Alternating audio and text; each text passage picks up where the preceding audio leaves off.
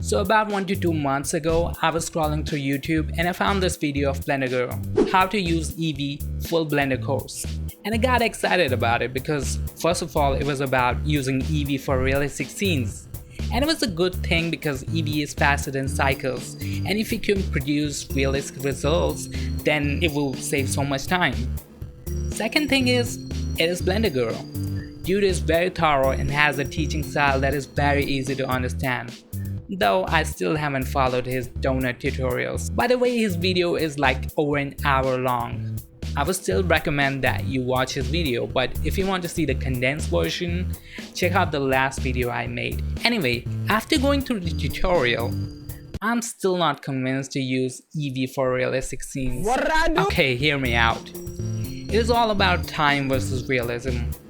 If you care a lot about render time because you have a big scene and are rendering a big animation and you cannot afford a lot of resources, then definitely Eevee is the best option. And I will show you why in a bit with the difference in the same render scenes in Cycles and Eevee. But if you care more about realism and not much about how much time it takes to make it, save the headache and use Cycles. Let me show you with an example.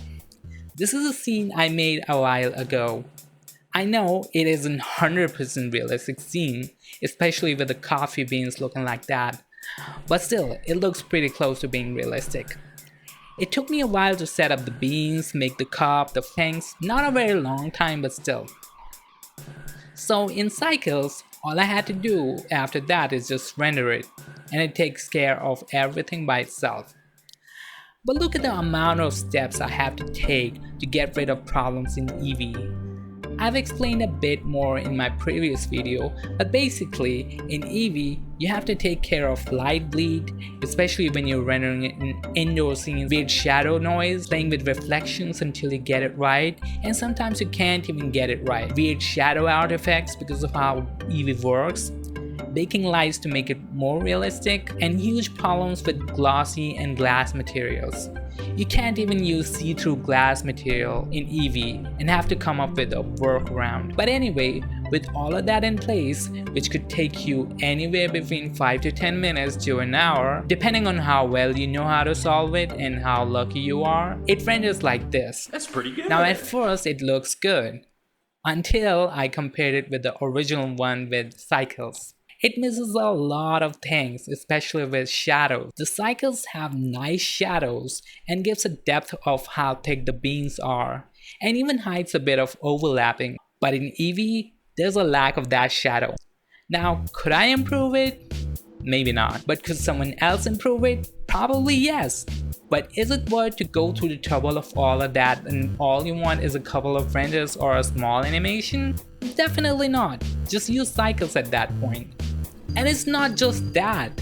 Even while watching the Eevee tutorial, I saw that there are a couple of things that even Andrew didn't have 100% grasp of, which for me translates to it is pretty hard. So does that mean Eevee is bad? Absolutely not. It is amazing for semi-realistic or stylized renders. And the most important thing, you can save a lot of time with it. Just look at the same example. Cycles took 2 minutes 28 seconds to render this, but Eevee did the same thing in just 14 seconds.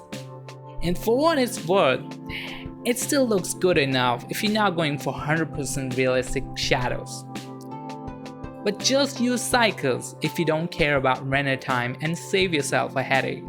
Again, if you want to see the condensed version of Blender Girl's Eevee tutorial, check out the last video I made or click the link that's showing right now.